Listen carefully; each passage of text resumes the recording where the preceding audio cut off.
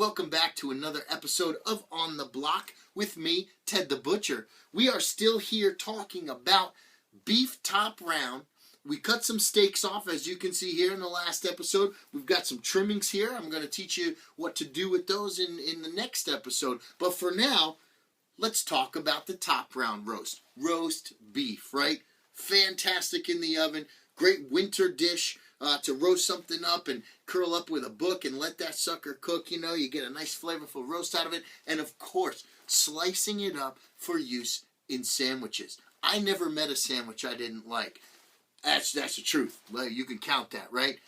But if you're trying to keep it paleo, emphasize this right here, the beef. Okay, so where are we? In the previous episode, in our top round steaks, I told you about London broils. I taught you how to sort of get this thing shaped up and trimmed up and ready to rock for whatever you might be making, whether it's steaks or roasts. And then we cut a couple of these nice, beautiful steaks, which you can see here. Right? There's a nice one. This one's getting ready for the grill. I'm going to throw it in some marinade for about 24 hours, and then we're going to grill that puppy up. All right?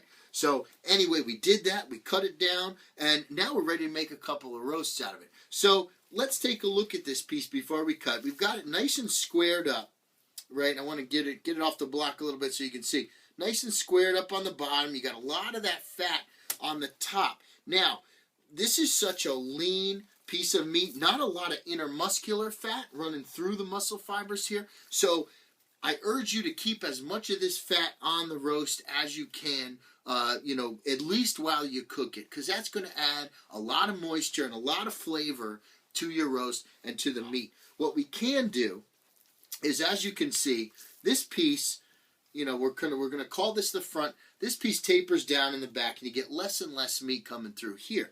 So once you get to the back, you can see here, there's a cap on here. This fat sits on a nice cap, and it's attached by a membrane. That's okay. There are certain applications where we would remove that, but this is not one of them. But back in here, where these two pieces meet, there's not a lot of meat there, a lot of fat, a little bit of sinew, and some membrane. So we're going to just take one more step to squaring this piece off and making it so it's nice, and so we know about where we can stop. So I'm going to cut it right there with my big knife. Now use the knife. You see how I'm moving it back and forth like that? It's a nice blade on this knife, nice and sharp. Use the knife. You don't have to go crazy wrestling with this piece of meat or anything else you cut. Just use the knife. Let the knife do the work, all right? So we've taken that off, and I'm running out of room on the block here. We're going to put that right there for now. All right, so we're going to use this as the basis for our roast. Now, I will tell you, I took a couple steaks off. Normally, I would leave a little more on here just so it's a little bit bigger, but we're going to use this to give you a good idea of where a roast beef comes from. So we've got this nice and squared up on each end, all right? And we're going to just take our knife and cut a nice section. All right, there's one.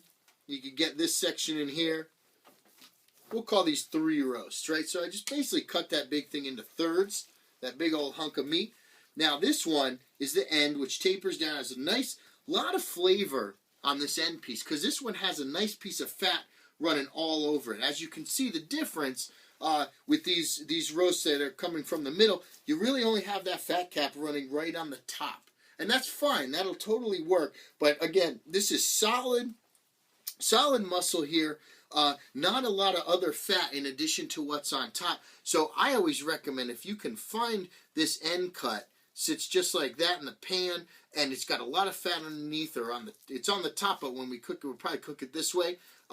Really great piece, very tender, lots of flavor. So there you have it. That's basically all you need to do to get the top round roast. We're going to make it look pretty right now and give it a little stability during the cooking process by tying it up. So you're going to take your butcher's twine, right, and give it a nice little tie, just like that. Chop that off. Get another one in the back.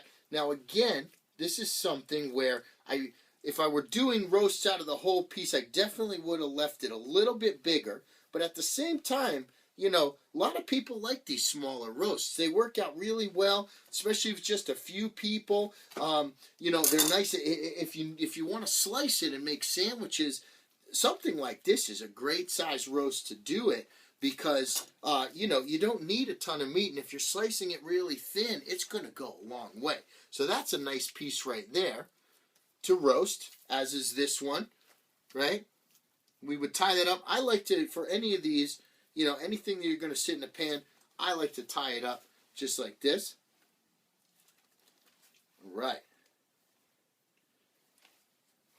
There you go. Gives it some stability in the pan.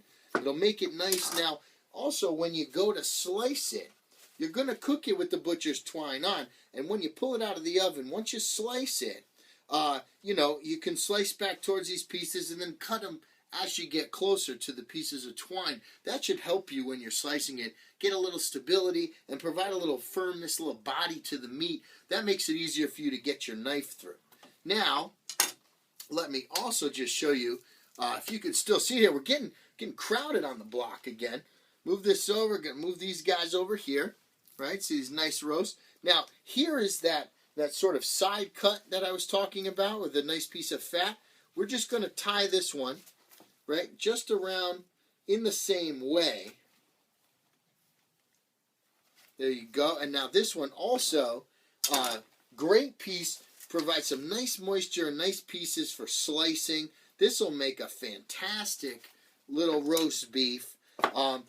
Again, this is all muscle, not a lot of bone in here. So what we're talking about is going to be half a pound a person is the general rule for feeding your guests. So again, 4 people, you're going to want about a 2-pound roast. And you go up or down from there depending on how many guests you have and how much they like to eat, right? So like I've said before, I love to eat. So better get a bigger roast if you want Ted the Butcher to come over. You know what I'm talking about? Excellent. So anyway, this is nice tied and cut top round roasts. All right. Catch you next time.